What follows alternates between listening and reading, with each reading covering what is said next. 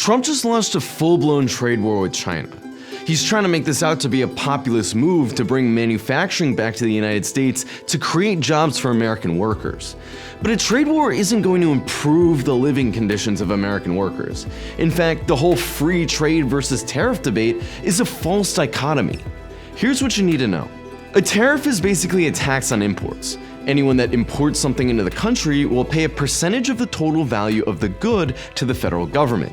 So Apple, for example, who makes their phones in China and then imports them into the United States, will now have to pay a tax on those phones when they cross the US border, and the cost of a phone could go up a few $100s. The Trump administration argues that making foreign goods artificially more expensive than domestic goods will compel American workers to buy American-made products and persuade companies to relocate their factories to the United States, thus bringing manufacturing jobs back home. Meanwhile, free traders argue that tariffs will just end up making everything more expensive for workers, erasing the benefits that any new jobs would bring.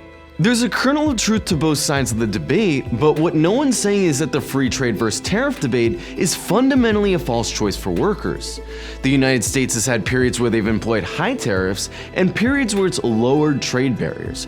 But no matter what trade regime the US implements, that's not what determines the conditions of life for the working class. You'll hear Trump reference the 1890s as a golden age that he wants to get back to, a period where the United States had an average tariff rate of 30%. What's funny about this is that the period he's referring to, which is historically known as the Gilded Age, is a period where America was basically run by a handful of unbelievably rich capitalists, the robber barons, who were US-based manufacturers.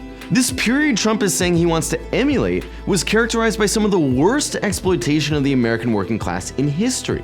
We're talking sweatshops, child labor, 6-day work weeks with 12 and 14-hour workdays, getting paid pennies per hour, workplace deaths, lost limbs, all of that.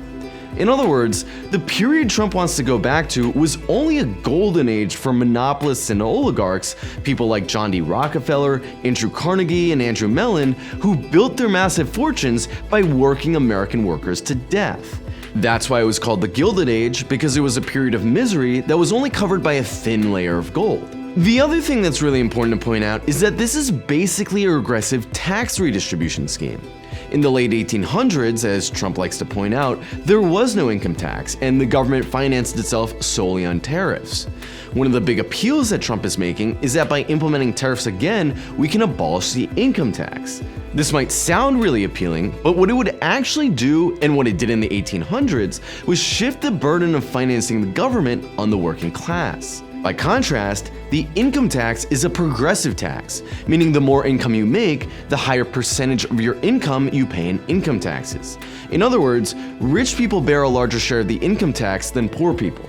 But if you fund the government by taxing imports, you get the opposite effect. Because while companies and multinational corporations might have to pay taxes on products or parts they're importing, they can just pass these costs on to the workers by raising prices.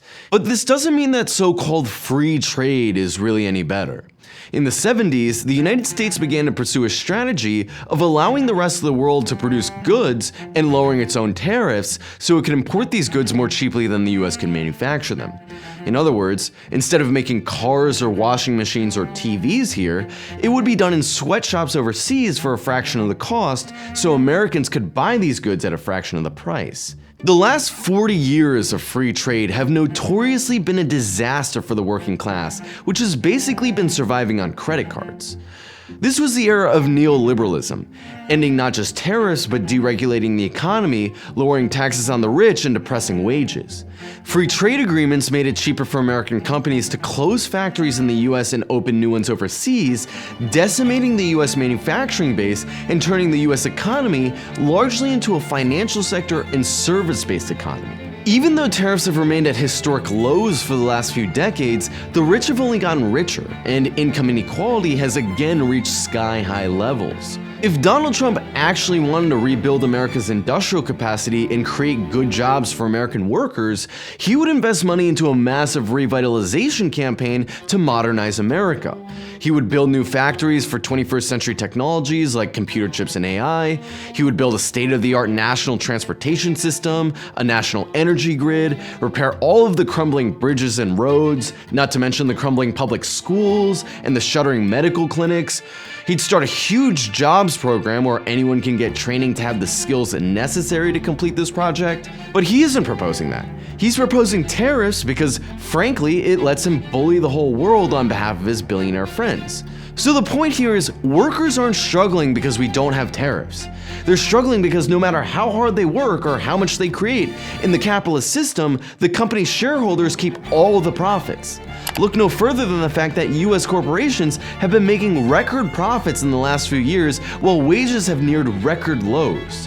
Whether we have tariffs or free trade, corporations will find a way to push the costs on the working class one way or another. If there are tariffs, they'll pass the rising costs of imports on us in the form of higher prices. If there's free trade, they'll fire us and pay foreign workers in sweatshops for a fraction of the cost. As long as we live in a system where CEOs and investors keep the wealth created by workers, workers will continue living paycheck to paycheck no matter what the tariff rate is. The thing that actually ended the reign of the robber barons of the 1800s and the extreme inequality of the Gilded Age was workers building organizations, collective action, and labor unions. So ultimately, this is a question of who holds power, the working class or the capitalist class. Thinking we're going to be saved by this or that trade policy is like chasing a mirage.